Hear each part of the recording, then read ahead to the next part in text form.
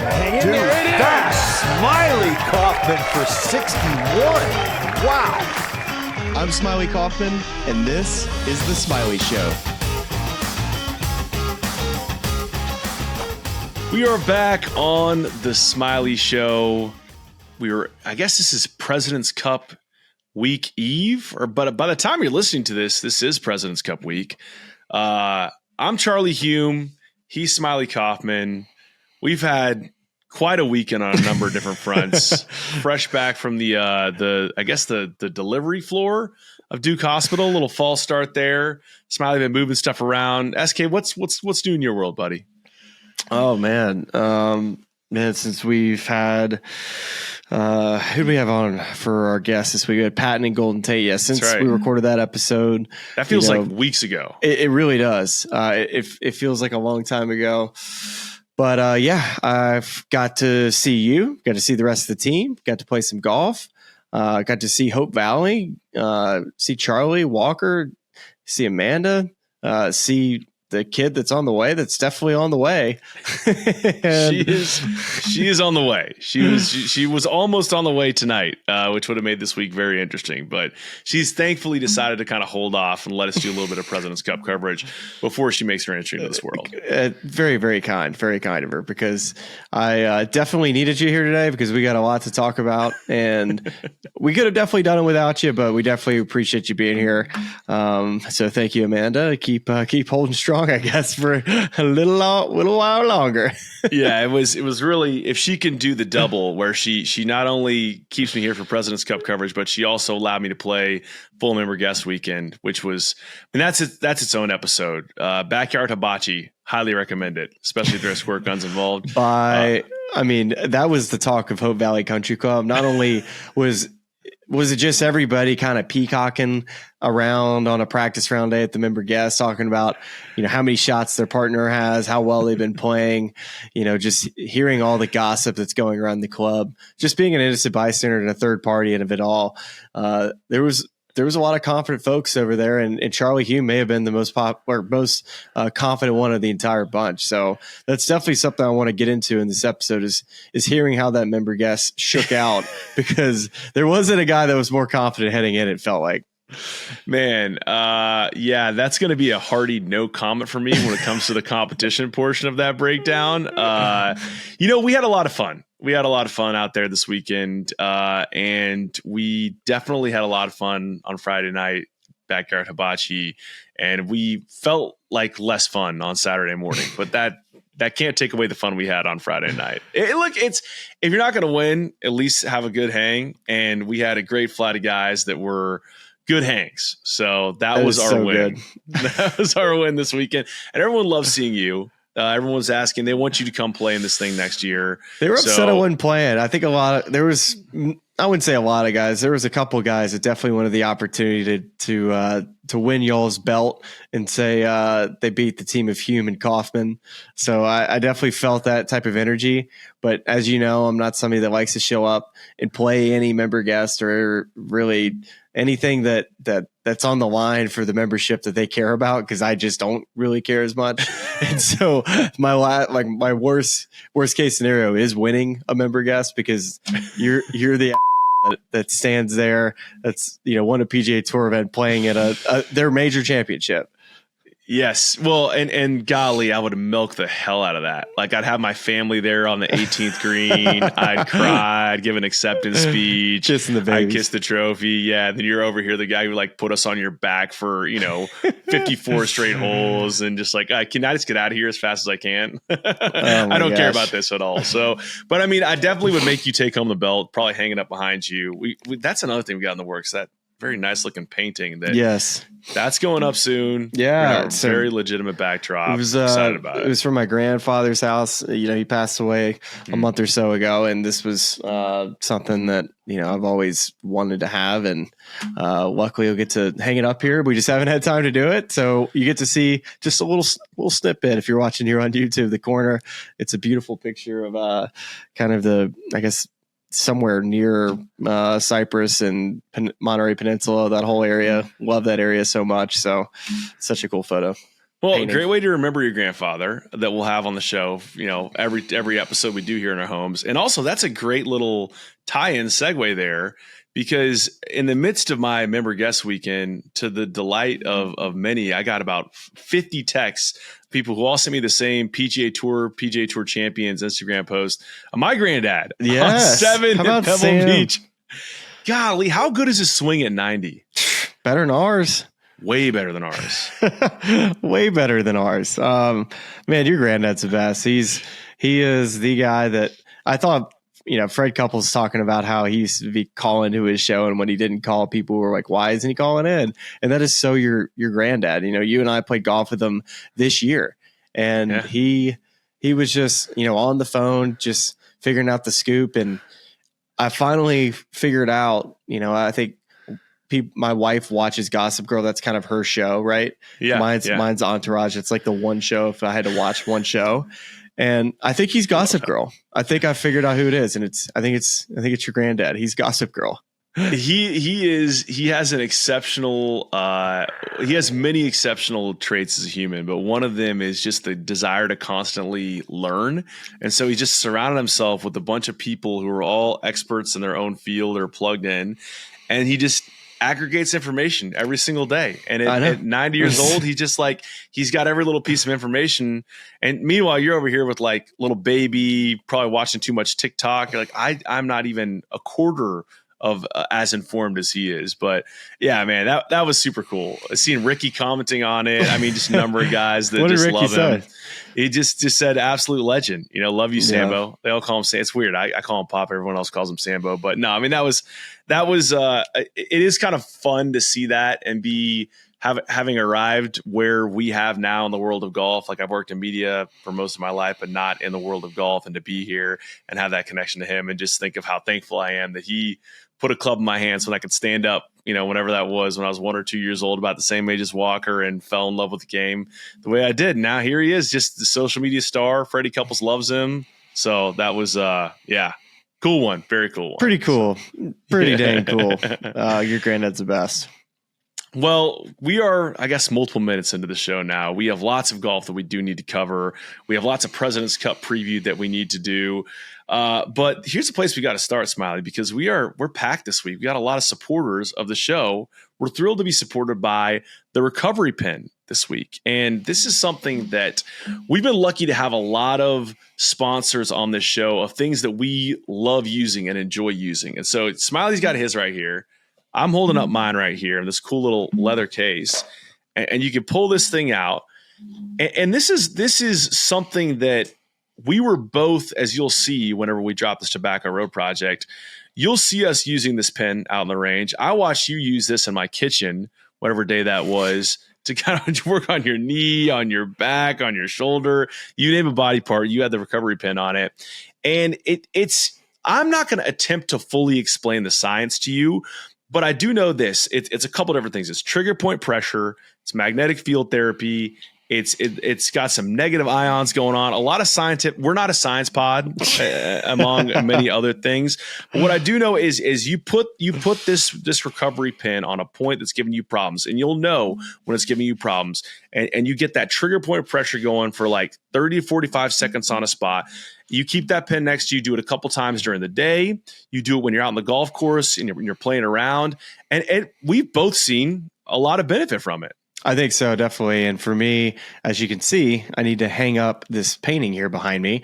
But we've been doing a lot of stuff around the house, moving a bunch of boxes. And I was moving actually this new desk that I'm on now. It was very heavy, along with other things I was lifting, and my knee was shot the day that I got to Tobacco Road. And I told you guys that it was going to be a struggle that day, and I was worried. So that night before I iced, I actually put the recovery pin on the knee, as well as other body parts that needed some ailment, some help. But I got to Tobacco Road, and luckily you had the pen. And first off, it is sharp, and it's something that you should not pass to one with the this side, the sharp pointy end to the person. You actually, there's a cap you can put on it and then pass it to somebody. we were playing a match, so I was trying to maybe just maim you a little bit. maybe kind of see what I could do. I just assumed that you weren't giving me the sharp side. So I grab it and I was like, oh my gosh, are you serious? And anyways, it's from what since I've had this for a couple of weeks now, I'm somebody that really is somebody that's used just about everything when it comes to recovery devices. And I've really liked just how sharp and how alleviating the pain it can be for me, like traps, neck, and even like sometimes when I get a migraine or a headache, you're able to put it on your head. I know it sounds wild, but I mean, within 30 seconds, I can tell just a difference in how I'm feeling. I've had hand and wrist issues as well. So I'll basically go up and down my forearm all the way into my hand. And I feel something like deep in my muscles. I don't know how to explain it, but it's almost like a TENS unit would be the best way to probably describe it, but it's without needing the battery and which makes it all the more usable. But it's not a TENS unit. It's not something that like you just feel like your muscles like cramping up. You could feel something's happening deep within your muscles and your body. I'm all for circulating blood flow because I love the terminology of if you're not circulating blood flow, you ain't doing it right, bro. You're doing something wrong. There's something to the trigger point pressure. I like to show off my nice little spinal surgery scar, and I still had that same spot right up here, even past the surgery, and this pin on that spot just does me wonders. So you know what the best thing about it is? Shoot, portable, easy to. Like you can put in your golf bag. You never have to worry about it. You can just throw it in there. Especially for somebody like me who gets like a right trap and neck that'll lock up probably once. One out of every 10 rounds that happens. And sometimes like devices I've used in the past to try to alleviate that, just almost aggravate it more. With this in my time in using it, I felt like it's helped more than anything, especially like when I get those just muscle spasms that just come out of nowhere and you just feel like you're locked up, which you saw that happen to me as well with my lower back. That's why I feel like Amanda when she was watching me in your guys' home and she's like, this guy is he's a rehab problem. Like he's a guy that he's not going to stop. He's a fidgety guy. And that's kind of who I am. Yeah. That whole scene at my house was hilarious. Cause it was like, you just chilling out, just doing your thing. Very Matthew McConaughey vibes. I'm getting my work in my recovery pin. And it was just me, a ball of anxiety, just running around trying to make sure I had coolers packed for member guests and what time's my partner getting in and, all these sorts of things happening. And just, I think the whole thing's just really tickled her. So that's a real tangent from where we started. But what we will say is you got to go check them out. therecoverypin.com. Super, easy tool to use. Like Smylie said, very portable, throw in your golf bag. Basically just don't get it wet.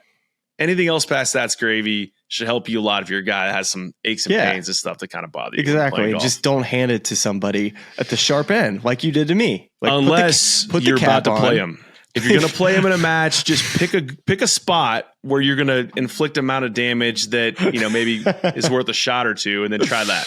Everything else is out there. So yeah, it's great. Try it out. So big thanks to the people at the Recovery Pin. And also a cool little kind of thing to play this forward is every player on the international team this week is getting a Recovery Pin because our guy Digby works with that team. So that takes us right into some golf. And we have a couple of segments. We have a couple of topics of discussion, both on today's show and then on a fuller preview show that you're going to hear later this week or watch later this week. Once Smylie is in Montreal on site at Royal Montreal, we're going to dig into some stuff there. But on the front end, we still have, some team stuff we want to talk about, some potential pairings.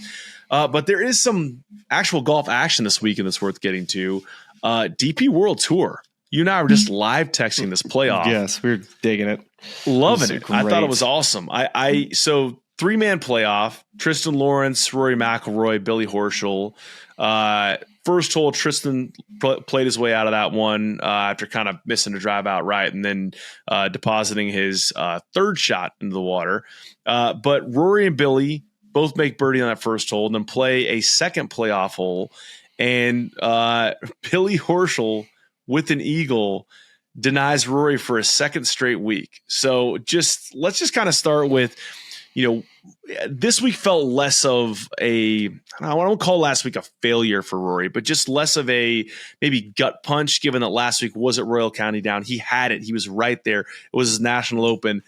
He gave it a good go this week, and Billy Horschel just bested him with an eagle in the playoff. All you can really do is kind of shake his hand and keep him moving. Yeah, there's definitely a larger conversation I kind of want to get into when it comes to Wentworth, when it comes to the Irish Open. But yeah, I think the conversation will be about, again, Rory not winning, but this was a total different circumstance. And you just said it perfectly, right? For what Billy Horschel did down the stretch and what Rory did too, like last week he was defined by what I think a lot of people would remember, the 3-putt that he had on the 17th hole, where he's in control for the most part of this golf tournament. He's got a couple groups in front of him, Rasmus Højgaard, that just kind of gets hot late, birdies the holes that he should down the stretch. And Rory unfortunately made a couple of key mistakes, 2 bogeys in those last 5 holes. So when it comes to this week, and Rory gave himself a great opportunity last week on that 18th hole, but he was in that final group. He was in control, not in the golf tournament, but it seemed like he was in control of his game. And gets to that 17th hole, Charlie makes an eagle putt from so far away. Like I was at breakfast with my family. I look up and I see this golf ball tracking from like 8 feet out. I was like, oh wow, that looks good. Because right in the middle, I was like, oh my gosh, Rory just made birdie. Oh my god, the 17th hole is a par 5. He just made eagle. This thing is over, because I knew the 18th was a par 5. So I just was thinking in my head after he hit the fairway, said this one's on ice, because Lawrence misses that putt. Unless Billy Horschel goes and makes an eagle, it just felt like this is Rory's to win. And he hits that second shot in the 72nd hole and just overturns it. And you and I both were texting each other like, finally, Rory got his break. A time in which everybody else has gotten good breaks. He got the break. The ball didn't go in the water. He's got an opportunity to get up and down and win the golf tournament. But then I saw the lie and I said, oh man, he can't. It was a type of lie that the grass, you could tell, was a little raised behind it to where he wasn't going to be able to get enough spin. And if anything, on a shot like that, it could come out slow. And the last thing you want to do in that situation is chip it in the water. So he gave himself an opportunity to make a putt, obviously misses. But this is where you kind of have to turn the conversation. All right, Rory birdies, he birdies the first 2 playoff holes. Let's look at Billy Horschel now, right? What did Billy do to get in this playoff? He birdies 17th hole, the 18th hole, birdies the first playoff hole, and then makes an eagle on the second playoff hole. If you're Rory McIlroy, you just got to tip your cap, shake his hand, and to the American that might as well just have some European affiliation at this point. Billy European Tour player Horschel is he's a force to be reckoned with over there, and they love him.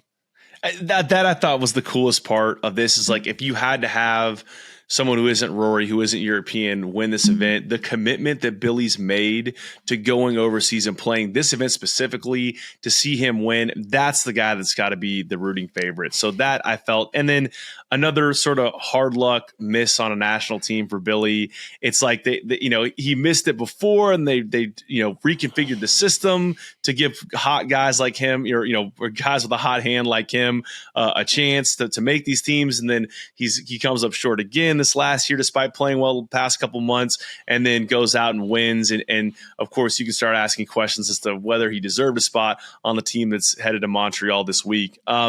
I'm curious to unpack a little bit where you started with this. Is you were talking about a larger sort of conversation between Irish Open and Wentworth. What are your thoughts there?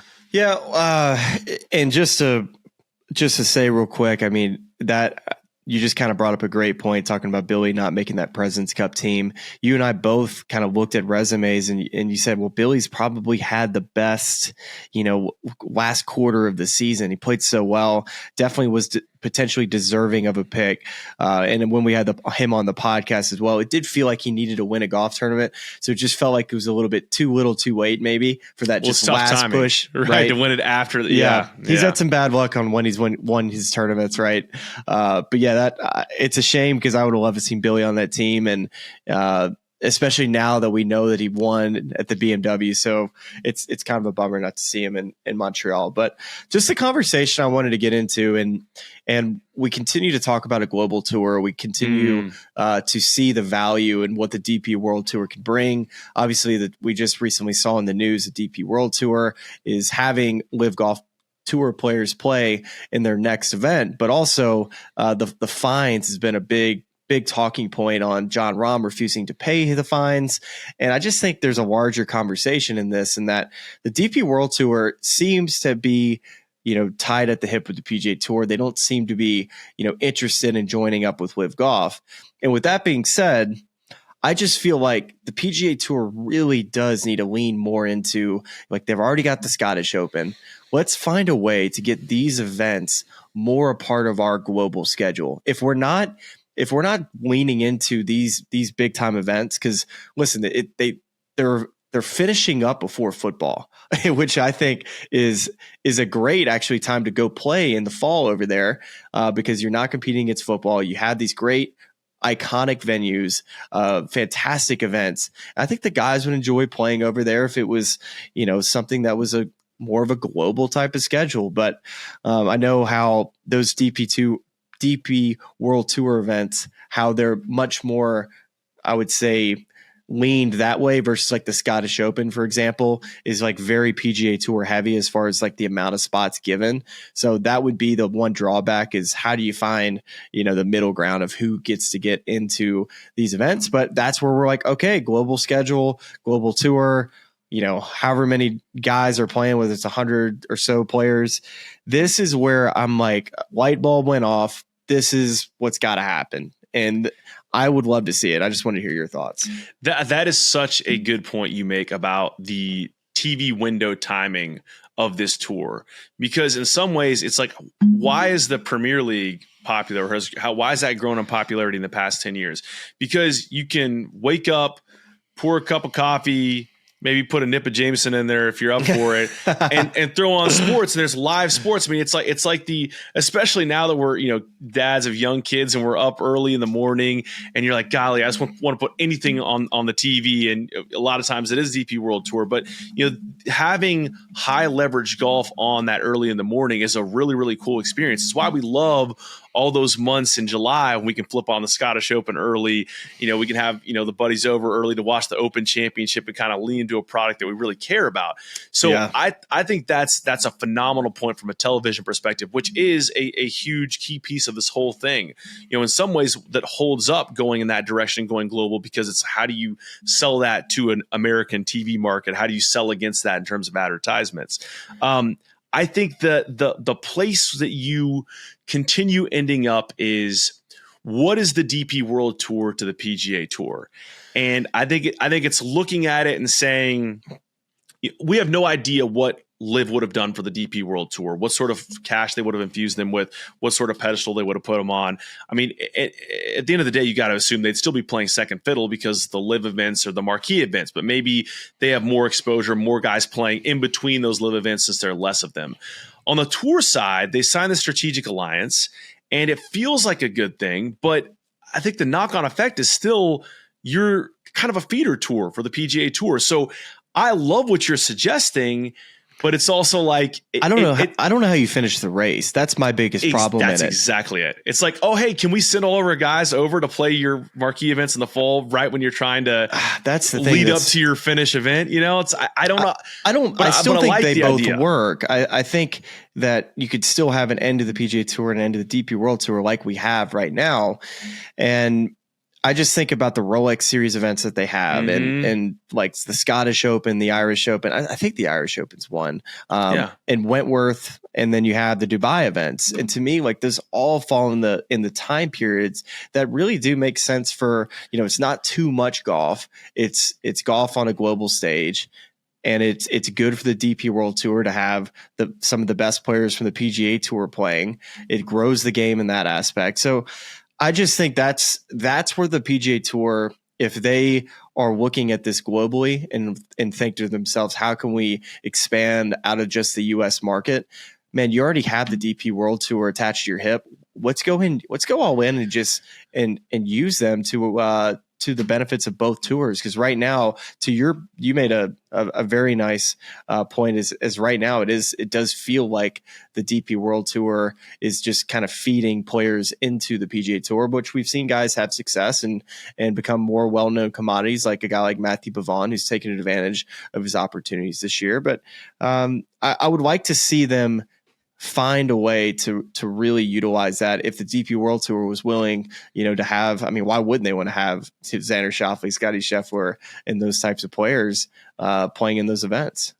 It's if there was a more creative way, it would take a lot of time and a lot of scheduling effort, but to make them feel like they're more woven into each other, where you have all your, the majority of those events on that combined tour are going to be, American based, tour stops that have been here for years, right?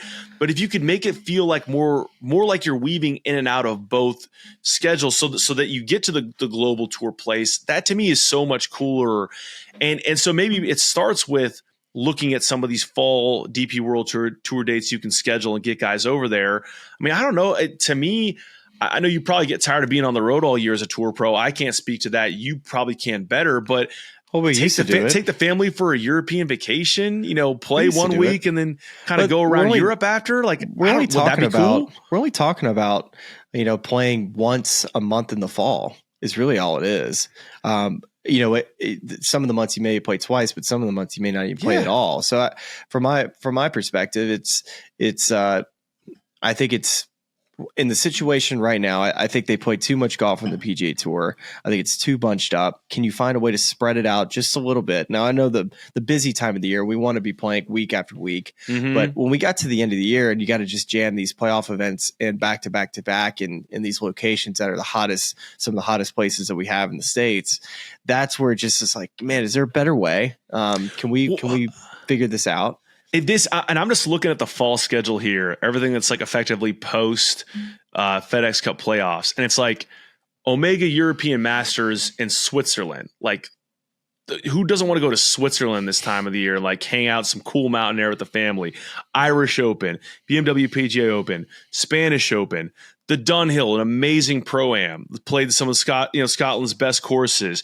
And like even some of the end of the year where you got, the French Open, you've got, the Andalusia Masters, a cool way to do it is, it's like, how we reward, the top 30 at the end of the year for making the Tour Championship. It seems like to me that would be a category. It's like, hey, if you make it to the top 30, you're eligible to be exempt into these amount of events of the DP World Tour. And maybe it's up to the top 50 guys, right? Like if they don't fill out 30 or whatever, it's sure, to cut off. But that's a way in which, all right, we've been having DP World Tour players come over, but we don't have a way in which the guys can go and play to, if they want to go try to win the race to Dubai, like Rory McIlroy is trying to do for his 6th time, that's an opportunity for these guys to play more globally if they choose to.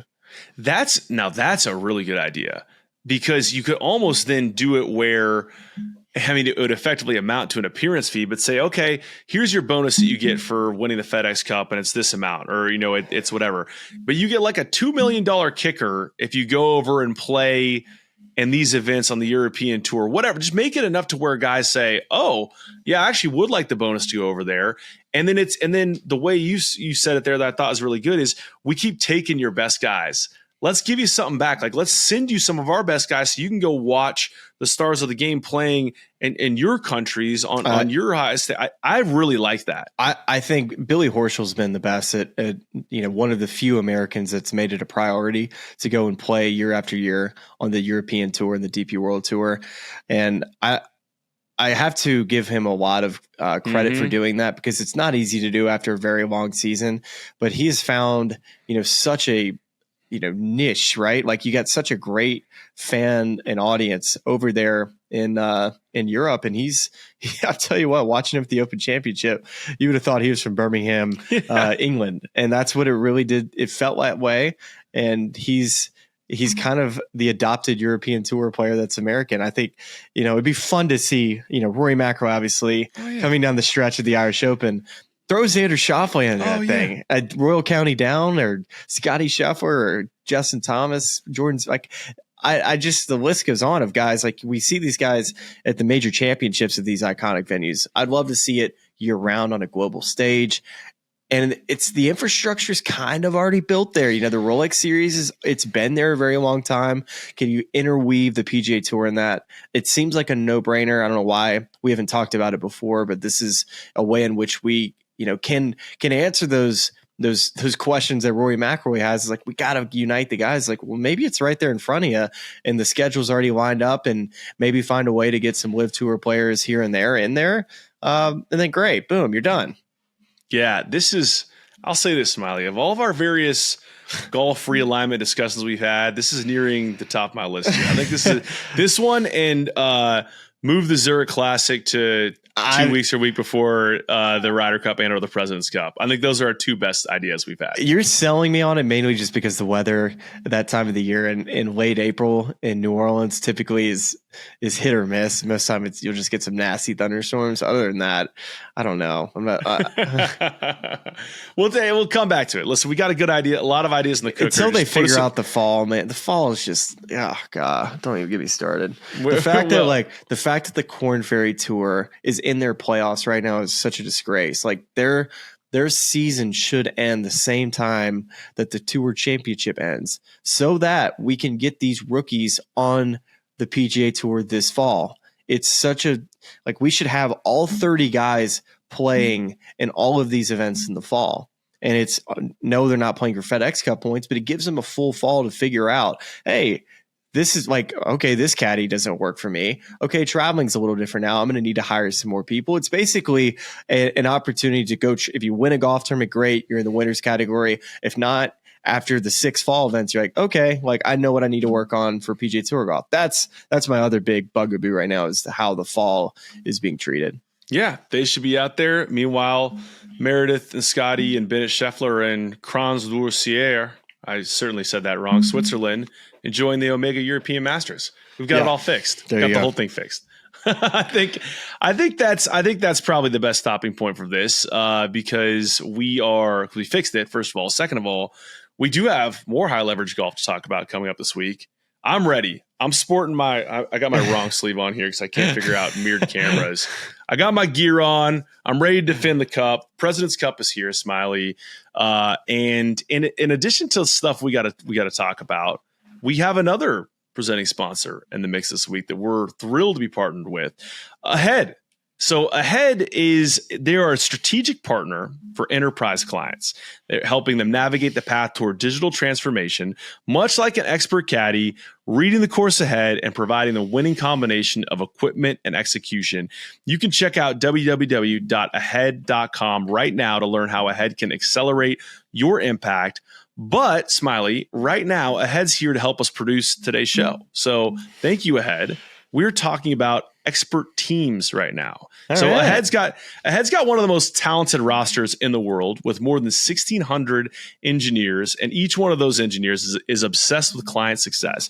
With more than 3,000 certifications, their deep technical expertise makes them adept at integrating complex technologies into holistic digital platforms. That's on the Ahead side. We had to talk about 2 more very talented rosters, these ones assembled by Jim Furyk and Mike Weir. We've talked a little bit about this on the show before, Smylie, but the captain's picks. And I think there's no better segue than the topic we just came from, where we just watched Billy Horschel win the BMW PGA Championship, wondering if he should be on the team, looking at past resumes of guys that maybe got left off. Here's a place I want to start, because I think it's kind of interesting from a picks perspective, and just looking back at some of the research packets. Do you think Jim Furyk, and just taking the first 6 guys, or the next 6 guys on that points list past the 6 qualifiers, was in some way, shape, or form trying just to prove a point of like, hey, heard all the clamor last year for the Ryder Cup about boys club, this and that. Was that in some way sort of a message of like, you guys had it that way, now I'm just going to go straight off the points list system. There can't be any critique of me at that point. You know what? There's so many stats, guys, that they use. They have all this information, all these analytics to help build these teams, and it's a very difficult thing to do. And I think with how it shaked out, that it just happened to be the top 12 guys on points, and best as far as like when you move up and down the official world golf rankings. It actually was the best 12 that the United States has at this point. You know, it makes you, I guess, maybe besides like Bryson, I assume he's probably up there, but he's not eligible. But with that being said, I still, you know, it's so difficult to do, right? I can make a case for Billy Horschel. I can make a case for Akshay Bhatia. I can make a case for Justin Thomas. And I can make plenty of cases for guys that are on the team that shouldn't be on the team. But it's Jim Furyk's team. He's got assistant captains to help make these decisions. And I think the golf course plays a huge part in how and why these guys were picked. But, you know, I think they got their work cut out for them. I really feel like this international team is very underrated. I'm interested a little bit in the picks on the international side to see how they perform, but you know, I was impressed with how Mackenzie Hughes has played this year. He's got a very hot putter, and he's a guy that I felt like was a pick that was much more of a reach, I would say, from the Mike Weir side than I feel like Jim Furyk had an opportunity to reach for a player or two. If he wanted to go grab a guy that's, you know, 16 or 17th on points, like maybe a Billy Horschel, who's had a very hot run, that would have been a captain saying, you know what, I'm trusting my gut on this. I'm going with Billy Horschel. And then he wins at Wentworth. You're like, you know what, that would have been a great pick looking back. But now with the way these teams have shaped up, I think that it's going to come down to, like, when you and I have read the research documents, I was shocked, absolutely shocked, that the international team has been so competitive, but it's just been the foursomes play that has killed them. And you wouldn't think that would be something that would be such a struggle. Excuse me, I'd say the best ball, not foursomes, the best ball, which is where they play their own ball, and for the most part it'd be all the birdies. Like, I would have guessed the foursomes play, which is the alternate shot, would have been the issue.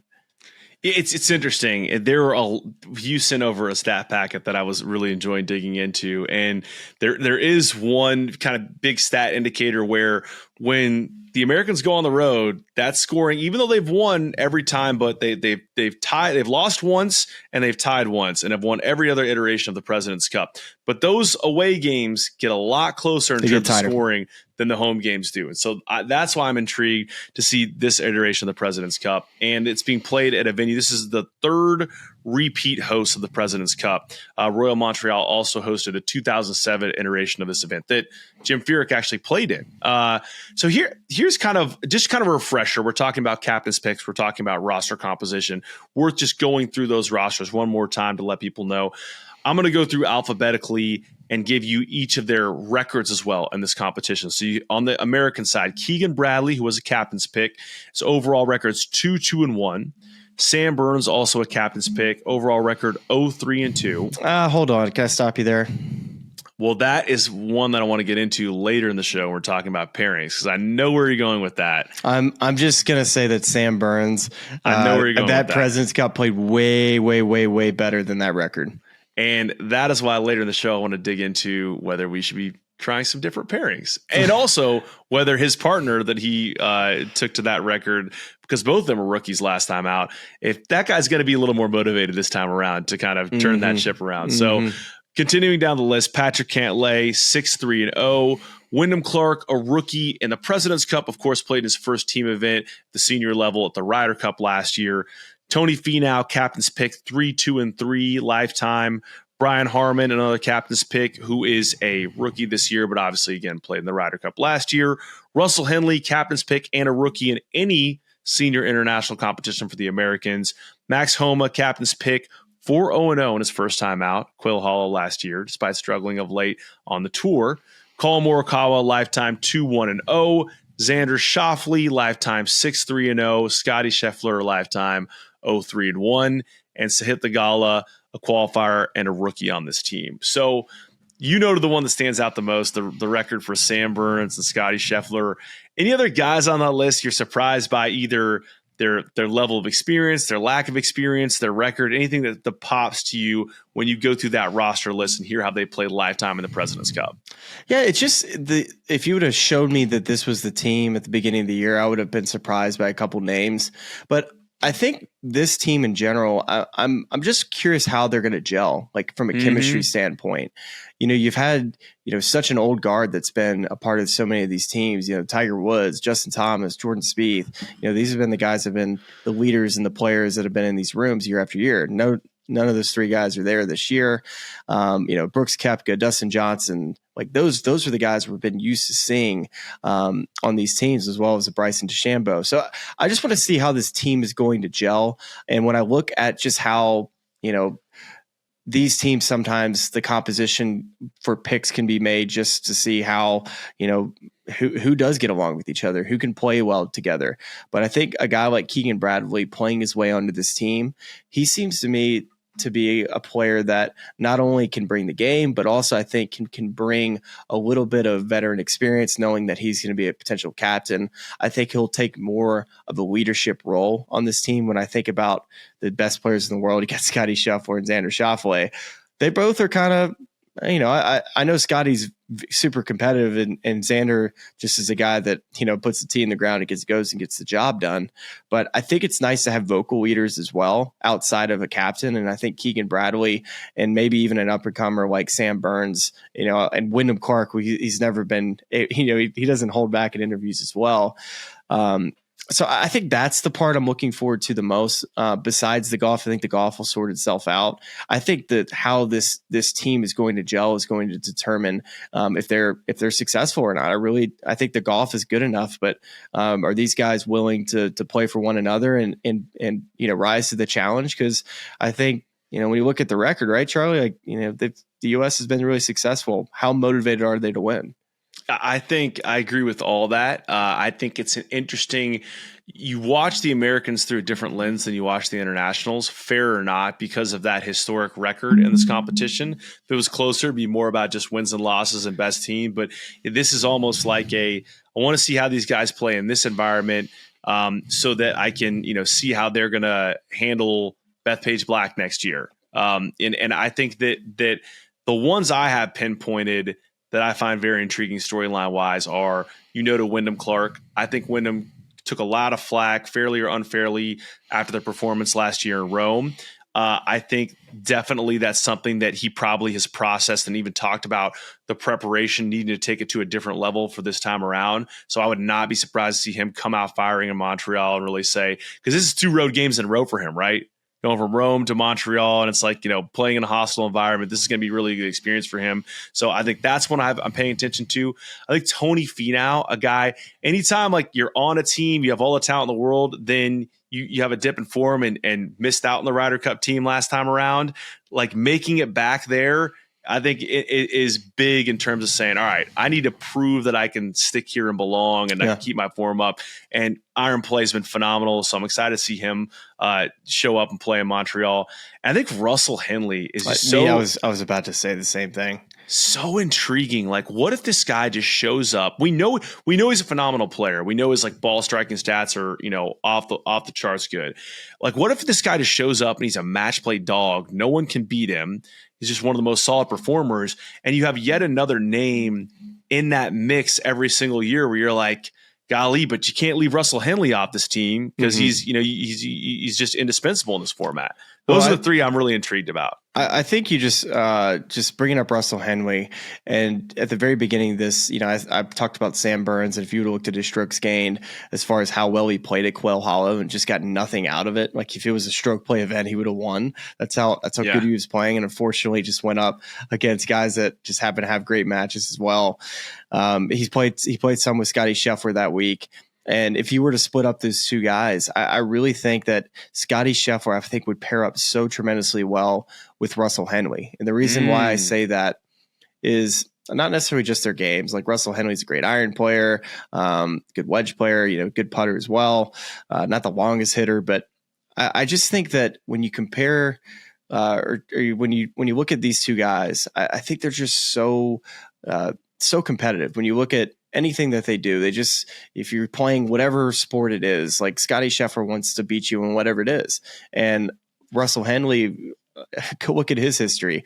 He was an all-state basketball player, just a gritty type of point guard, a type of guy that you knew was going to block up the best guy on the other team, but also couldn't go get you a bucket. I think there's something to be said for that when it comes to match play, when you just got to go and beat the guy in front of you. So I think you put two competitive guys on the same team, as well as I think you maybe even a gritty Brian Harmon, like, is also in that same category that could pair well with Scotty. But we'll see, I think we've had all these, pairings with, Jordan and JT and Patrick and Xander. We think Sam and Scotty, but they're good friends. But I'd be interested to see if maybe Sam finds his guy in this President's Cup, and then let's see if Scotty finds his guy that we might talk about as, oh, this is a heck of a partnership. I'll listen. I have lots of thoughts, but you're jumping the gun. You're jumping my Saki squirt gun a little bit here. So I have this programmed in the latter part of the show. We are going to dig into pairings, and I cannot wait to do that. It's one of my favorite things to do whenever we have a Ryder Cup or a President's Cup come around. So I'm holding there. I'm going to switch over to the international team because same thing. Let's just do like overall lay of the land, talking about these guys individually, the team composition, the picks, the Mike Weir made. So running through alphabetical order on this team, been on overall record in this competition 1, 2, and 2. Christian Bezaden out, who was a captain's pick. This is he's 1-0-1 lifetime in this competition. Corey Connors was a captain's pick, 0-4-0 in this competition lifetime. Jason Day, lifetime 5-11-4. He's played in 4 President's Cups. Mackenzie Hughes, captain's pick, is a rookie.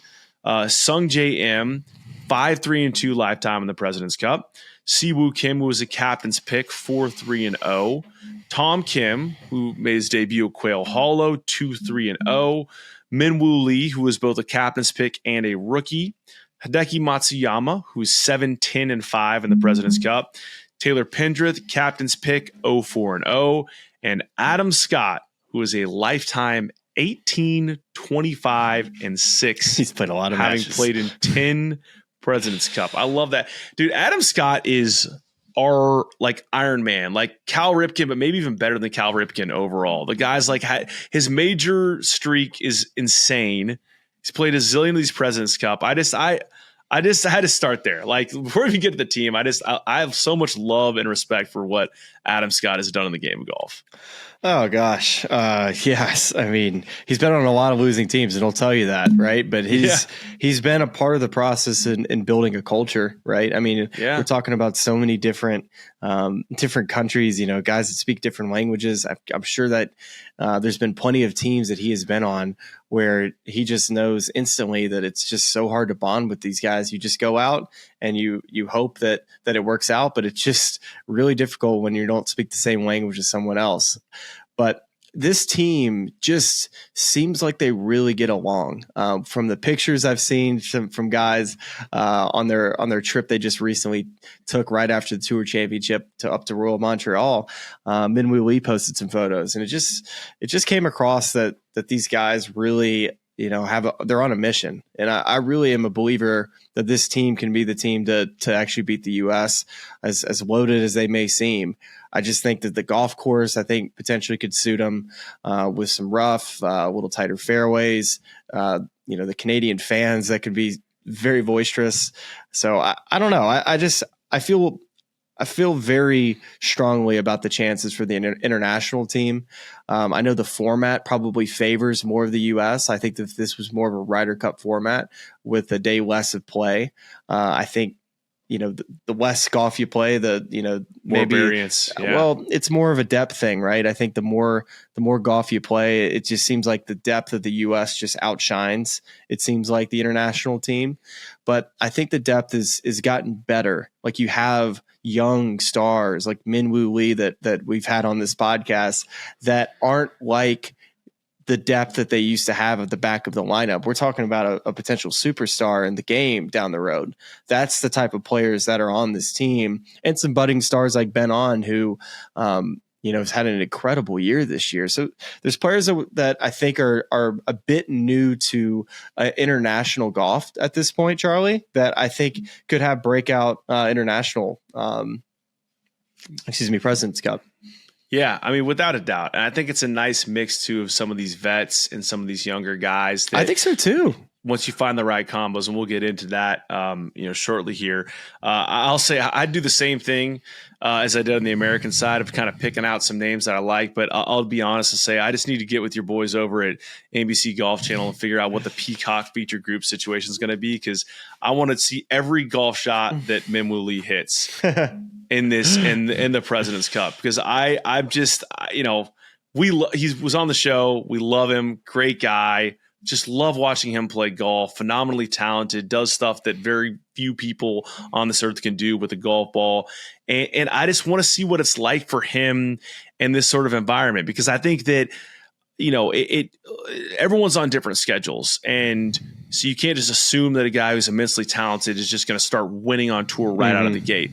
But I think probably it's fair to say that you and I both in the past year and a half have been surprised that he hasn't played better in the opportunities he's had, or, been in and around the lead at certain tournaments and just like went out there and got the thing done and won. And I think this to me is a real opportunity to get some big time match play experience with everyone watching, and gain some confidence where he can come out next year and really start rounding into the PGA Tour player that we think he is. It's a big moment for a lot of guys. And I think that'll be the difference in this.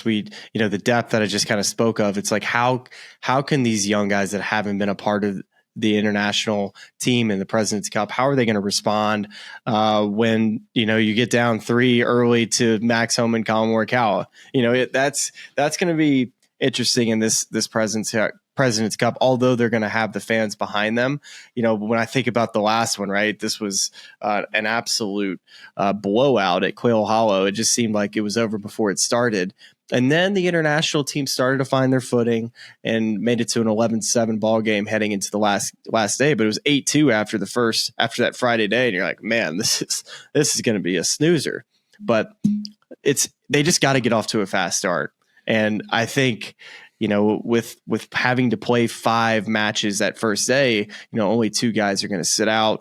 Are they going to try to hide some guys that they feel like aren't in form? And it'll be interesting to see what Mike Weir does, because I sit here and look at, a very solid roster, but who are some of these names that we instantly put together in our heads that have played, in a lot of these President's Cup international teams where they've played together and had success? I can't even look down the list and say, I'm sure Adam Scott and Hideki have played a lot. How well they've done is another story. What's Mike Weir going to do? I think that's going to be a big question mark. Well, listen, we've danced around it. We've thrown out some ideas. Let's just get right to that portion of the show. And so let's wrap up here with a big thanks to Ahead for the production assist on the expert teams segment there, and look forward to the rest of this week of just a lot of other segments like that supported by Ahead. But we're now going over to the next Ahead supported segment here. One of our favorite exercises. We're looking at these rosters. We're making match play teams. And once again, Ahead providing us some support. So Ahead builds and manages digital platforms that power the most successful organizations in the world. Their consultative approach, unmatched engineering, and innovative solutions combine to accelerate the impact of technology in every client they serve. Ahead also has incredible long-standing relationships built on outcomes and experience with both their clients and some high-profile technology partners. And once again, you can learn more about all of that by going to www.ahead.com. So, Smylie, just like Ahead, there are some key trust-based relationships on the American and international sides. Let's get into it. Let's start. Do you want to go Team USA first, or do you want to go international first? Start putting some guys together on these match play, these 4-ball and foursomes teams. Yeah, no, let's just keep on that international side. I feel like there's a way in which we can kind of sort through to see, who would pair best together. The interesting thing about when you look at the international team is that it would be super easy to put the guys that hang out and play with each other the most. And I think that it's safe to assume that, putting a guy like, whether it be Siwoo Kim and Sung J M together, that seems like it would make sense. They speak the same language. They're good friends. That's kind of the way I seem to want to go, and see Jason Day playing with a Minwoo Lee. That that just makes sense in my mind, or a Minwoo Lee with an Adam Scott. That would get me excited. I sure would love to see Day and Minwoo Lee on that tee, because they would show up with some swag. Oh, without a doubt. I mean, I think the interesting thing in looking through the stats packet that you sent over is looking at the difference in what you can just gather from a face or just a treetop strategy perspective of how both sides do their pairings. Like on the American side, you can look through and it's like, yeah, it's clear that once that guy found his partner, he played the majority of matches with that guy. Whereas there's definitely on the international side more of a mix. Now, maybe part of that is if you're getting beat a lot, you're trying new stuff. And so there's naturally going to have to be that partnership didn't work. We try the next one. And I also think that there is this interesting thing happening where, Jason Day was on the 11, 13, 15, and 17 teams, but wasn't on the 19 team or the 22 team. And then you go right down. Sung J M wasn't on any of those previous teams, but he was on the 19 and 22 teams. So just looking for patterns, there's not necessarily a ton there for some of guys of how you're going to kind of mix them together. I like what you've just thrown out from the gate, which is, let's first and foremost get Minwoo Lee with an experienced Aussie, whether that's Adam or Jason Day. I think both kind of suit. And then from there, it's, are we going to try to throw out, like a big hitter, like a Taylor Pendrith. That's an interesting with one. Like a good putter, like a Mackenzie Hughes, or you like that's your Canadian combo there? Taylor was 0 for 4 at that last President's Cup, and he was so poor. And that's the one to me is that if you would have told me that Taylor was the guy that made this team over Nick Taylor and Adam Hadwin, I would have told you you're crazy at the beginning of the year. But he's been playing so well. I think Taylor Pendrith could be a horse for the international team if he stays in that form, but I'm not sure if this is the type of golf course that maybe quite suits his game as much. Seems to be maybe a bit more of an accuracy test. Not to say that he doesn't hit it accurate. It just seems like he would be a player that would play better on a bigger park, although he was 0-4 at Quail Hollow, which I would consider to be a very big park. Yeah. Well, so he played with Mito Pereira, he played with Corey Connors, and he played with Hideki Matsuyama. Mm-hmm. And so he had a kind of mix there. I guess with Mito and Corey, he only lost 1 down, but then with Hideki, he loses 4 and 3 to JT and Jordan. And then so we talked a little bit about Adam and Jason Day, but looking at a guy like Hideki Matsuyama, who's obviously been in good form of late, he played with Adam and lost, and I guess he lost 1, won 1.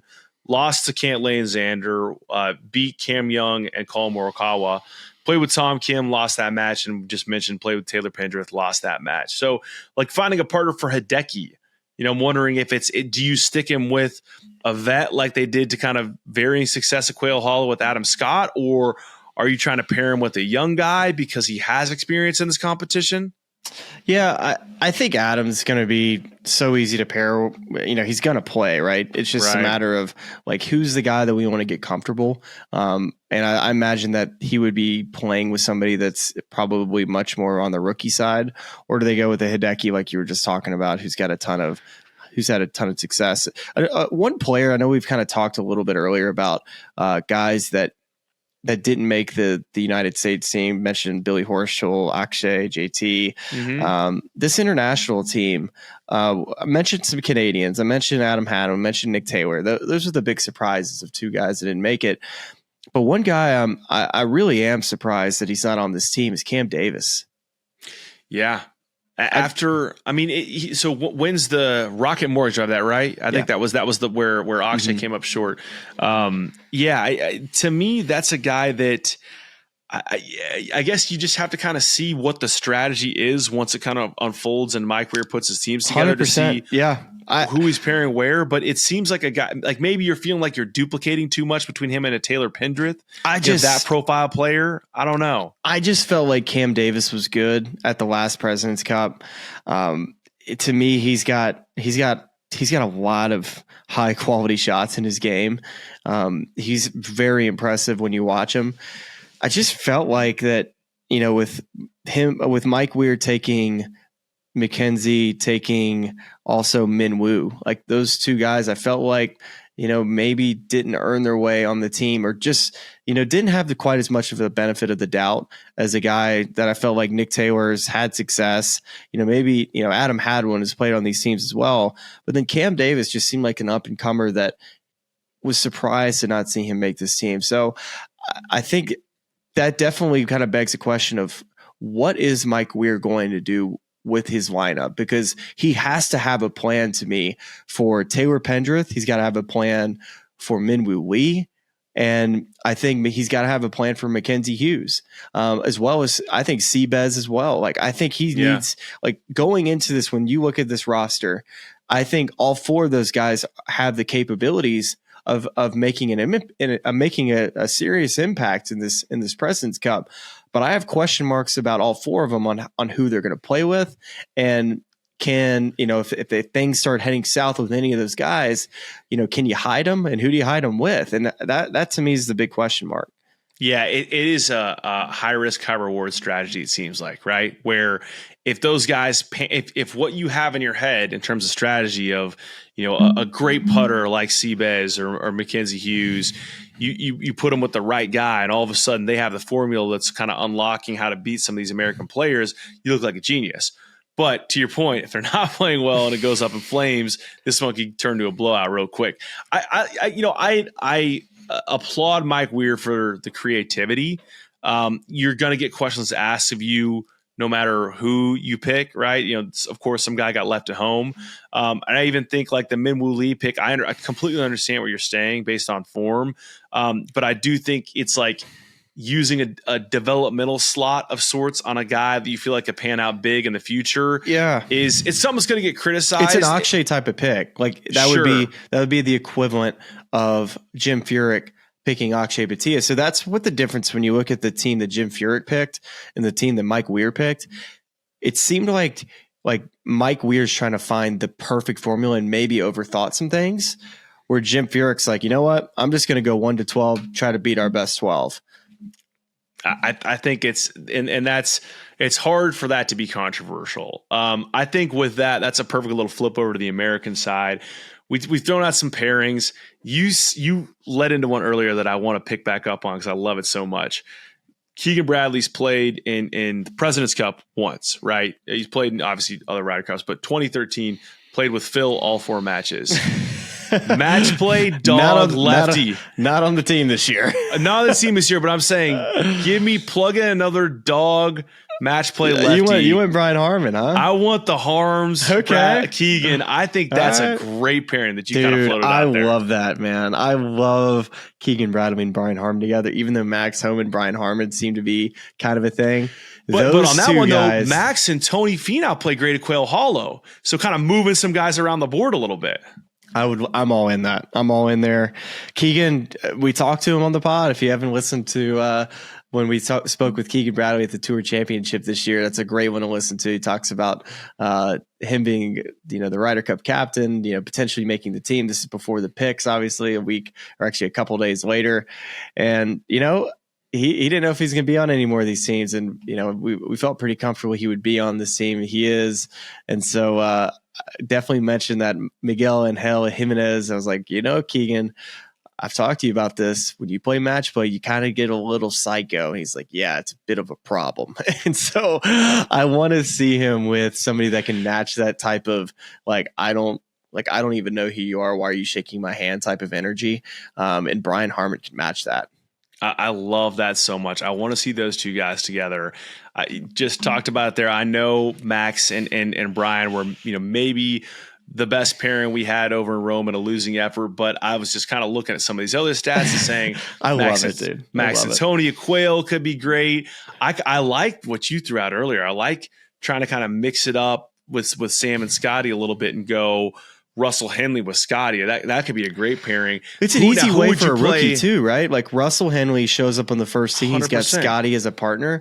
I think that to me, if I'm a rookie, I want to be in a battle with a guy who's been in every single battle that you can think of.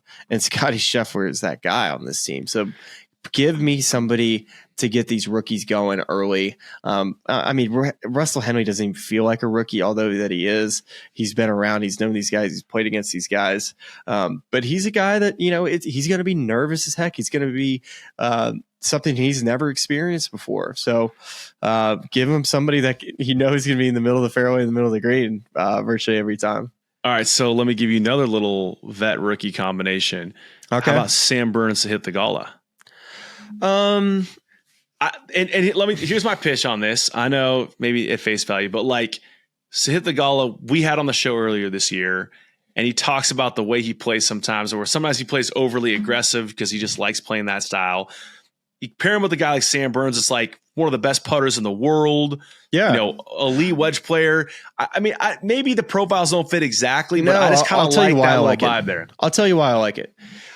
I'll buy that because I think Sahith Theegala is an incredible iron player. I watched him play the par threes of the Tour Championship, and I know I'm just like hand picking a golf tournament, but to me, his par three play is really impressive. And if I had to look at one aspect of Sam's game that I've seen over the last couple of years that's held him back, it's to me is his ability to be consistent with his iron play.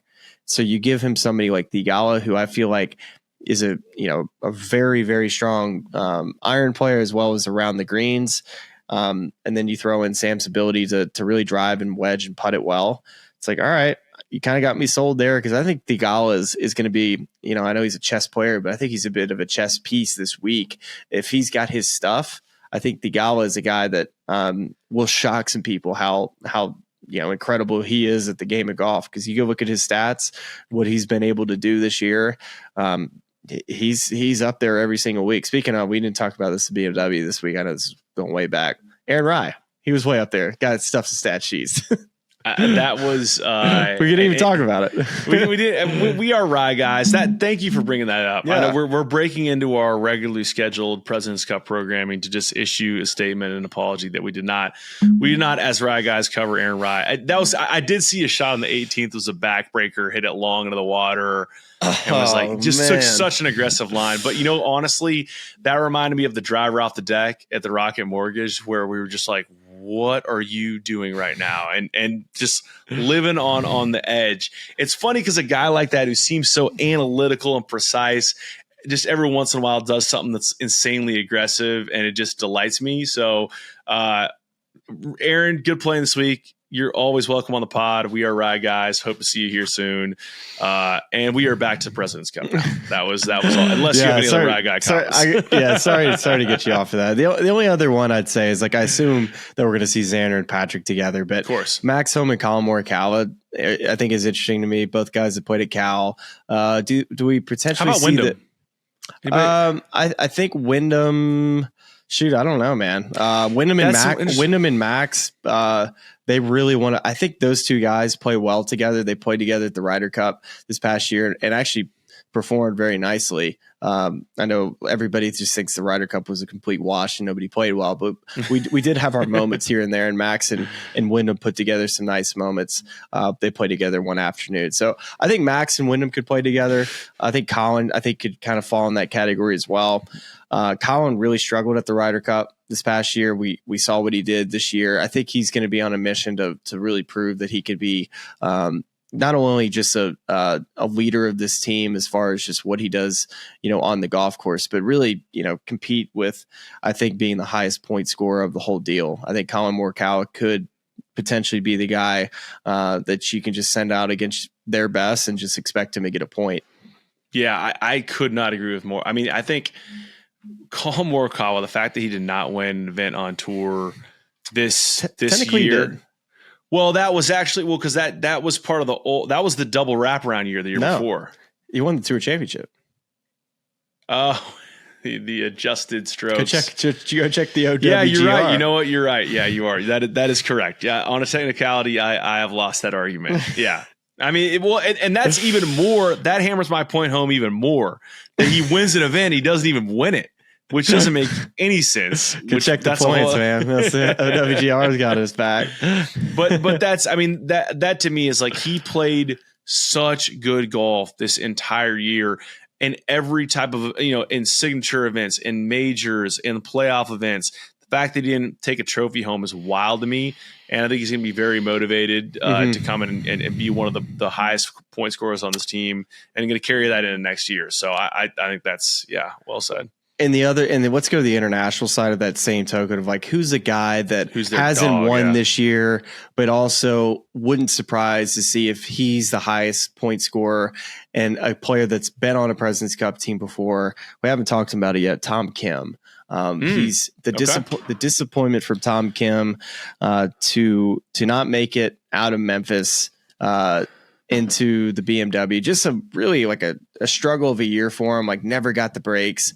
But why not Tom Kim on a golf course that I think potentially could really suit his game, driving it in the fairways? I think he could be a guy that could be a point getter for the international team, because when you look up and down this roster, you have to find at least 4 or 5 guys from this team that are going to be able to go out and get you points. And when I look at the roster, I like the roster. I just don't know exactly who those partnerships are going to be that they can ride. When I look at the potential of this team, I like what they potentially have. I think what they can't afford to happen, and I've already said this, cannot afford the same start that they had at the last President's Cup, where they were down 8-2 after 2 days of play. So they need to get their teams right early, and they need to have their stars play really well early, get off to a good start, get points on the board, and find a way to win a session. If they can win a session on Thursday or Friday, that to me is going to be a sign of, okay, because when you get to the singles play and international, a President's Cup, that's where you're going to see you just got to get the momentum of 12 guys on the golf course heading your way. Just get it close going into Sunday, and then just rely on just the adrenaline of the crowd, the adrenaline of just trying to win I don't know why I keep wanting to call it an international cup, but winning a President's Cup for the internationals. Well, and the great thing too, I think, for Tom Kim is that, after the way Memphis went, is he went back to Tennessee to really kind of fix that up and come home with the trophy. He went down to Nashville and won the Justin Thomas's Foundation Pro-Am, and that was also a partnered event as well. He had a really great partner there. Did you see his post? I did see his post. You just had to laugh, so being like, "Hey, SK, you just beat Scotty Scheffler, you beat Nick Dunlap, beat JT, Ricky." I love that so much. In the world of Sam like Burns. all these social media posts being like premium real estate for high profile athletes. Shout out to my partner Smylie Kaufman for helping me win the Justin Thomas Foundation. I had some bad shots. I had some bad shots today, but I think I made like 7 or 8 birdies. But does that surprise you? That doesn't surprise me even a tiny bit. That is exactly the Smylie Kaufman I know and love. And you know what, Smylie? This is perfect here, because right now I'm going to huge thanks to the good people at Ahead. Check them out at www.ahead.com for that trust-based relationship segment. Like we said, we are going to do a lot of stuff with Ahead this week. Yes, they've been a huge supporter of the show, and we're thrilled to be partnered with them. But that is where I must segue, because we got to close the show with like maybe a brief Tobacco Road teaser. I just give me a little bit of flavor. I am wholly obsessed with that golf course. I love that place so much. I remember the first time I played it, I couldn't stand it. And then I left, and I didn't stop thinking about it for probably 3 months. And then I went back and played it again. Just like I downloaded the course on a 2K video game to play it again. I could not stop thinking about it. I went back, I fell in love with it. I love that place so much. So I always love seeing people experience it for the first time, being like, what is going on here? So give me a little golf course, review, and then just a little bit of flavor of what we can expect from this YouTube video we have dropping soon. We played it when the conditions, it had some rain, so it was soft. There was no wind. It was as easy as that golf course probably will ever play. With the golf ball moving, especially in the air, it wasn't very cool. So my impressions of the place is that it was visually intimidating. I found that it got more intimidating as it went. It seemed like there was so much of the blind tee shots that there was trouble right. And right now, like my bugaboo, my bugaboo is when I'm hitting blind shots and that I don't know like what is right. You know, I do much, much better when I can see a football field to the right. And it's like, okay, now we're just swinging aggressive, because if I happen to hit the heel, we're finding the golf ball. So I felt like it's a golf course that really requires me to visualize shots, because it was really easy for me to try to hurry up shots as we got on that back nine to try to kind of steer it around. I felt like I got steery towards the end of the round. But overall, I mean, I would want to play it again. It's a golf course that I know the firmer it got, the more wind that there was, it would be even more of a challenge. And I really appreciate golf courses that give you room, but make you feel like you don't have room. And those are the ones I like to play again, because typically when I go back and play it, I typically play it better. Yeah, it is. We had a lot of fun out there. Really excited to drop that. So much fun. Hopefully you're watching this on YouTube and you're already subscribed, so you should be all set. If you're not, if you're listening to this, go over to the YouTube, subscribe. That'll be dropping sometime in the month of October. So we're pumped about that. And let's see, you promised some form of a member guest review, and please, just on the topic of hitting balls close to the heel, or maybe even further away from the heel in the direction you don't want to be going. Look, I didn't play bad. I think I shot 73 in the practice round. I'm thinking like I might get this thing going, this weekend. And I think I had shot 36 in our first 9, but as a team, we didn't play so well. And there was kind of like, this is going to be an uphill battle. And then you throwing your partner under the bus? No. It was a team. It was a team loss. We're not throwing the partner under the bus. All right. We never do such a thing. Played with your buddy, your financial advisor, Eddie, in the second match. He was an awesome hang. Loved hanging with Eddie. How's his game? He was, I think I was cutting him. I don't know how many shots. It was like 2 or 3 shots, and he was whooping up on me. Was he? I mean, he played great. Yeah, okay. He had a couple, holes that we all have that are bad, but I thought he played phenomenally well. Yeah, great hang though. Most importantly, great hang. Good. But here's your on course review. So we get blank day 1, 0 for 3, and we're like trying to mount a little comeback on day 2. After hibachi night. So I'm like a shell of myself. Like I'm a skeleton. Just, I don't know what, I have no business being on a golf course. And 5th hole, I think we win the first 2 holes, and we have one in there, and we're getting it going a little bit. I pipe a drive on 5, and I've got a little kind of, massage a little gap wedge in there. Just hosel rocket this thing dead OB. Just watching my hopes and dreams skitter through the pine straw, past the white soldiers, across the road. Just the wedge shanks are just question. Brutal. Did you go walk across the road or into the house to retrieve the ball? Did you go get it? I actually, this is where I will throw my partner under the bus. I was like you go get that ball. That's. There's a little bit of Spieth and Greller vibes. Go get that for me, dude. I'm going to stay here. I'm going to the bed. You haven't done anything all week. At least go get my shanked wedge shot. I'll get us transfusions. You get the shank ball. I'll see you on 6T. Guys, those are good. All right. Do you know how lonely that walk was for your partner? Do you know how lonely that walk was? He probably thought about his girlfriend that broke up with him when he was 14 years old. Thought about that car that he still wishes he didn't sell. I mean, just all of the memories coming back of man. Can you imagine if that team didn't win that game? Where he'd be in life and on this walk to going to get your shanked golf ball. Meanwhile, you're bebopping over to the cart lady, getting you a couple of transfusions, baby. I got one for him. So, that has to go. Listen, this is one of my best friends in the world. Went to college together.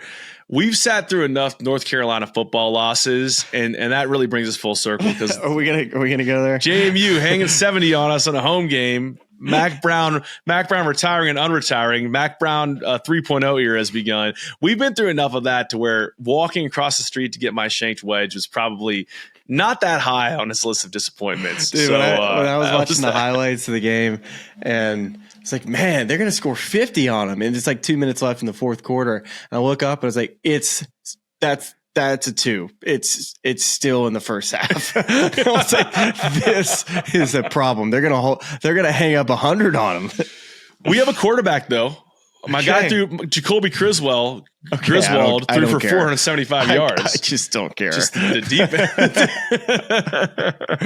Yeah, that was a tough. And I speak for everybody still here with us. We don't care. We don't care. Yeah, that was a tough scene watching that in the car during Member Guest, but really fun week in Hoh Valley. For the people that are also listening, if any of them are at the club, Bob Burns, his crew did the best job. Told everyone all week long, Smiley's 2 favorite holes out here are 11 and 14, just like Ben Hogan. They love that. It's great fire. That was another conversation we get into. How many courses have you been to where Ben Hogan or Arnold Palmer, or Jack Nicklaus, and a member's driving you around telling you that, oh, this was Ben Hogan's favorite hole when he was here. This was Arnold Palmer's favorite. I mean, I was like, how many favorite holes do these guys have?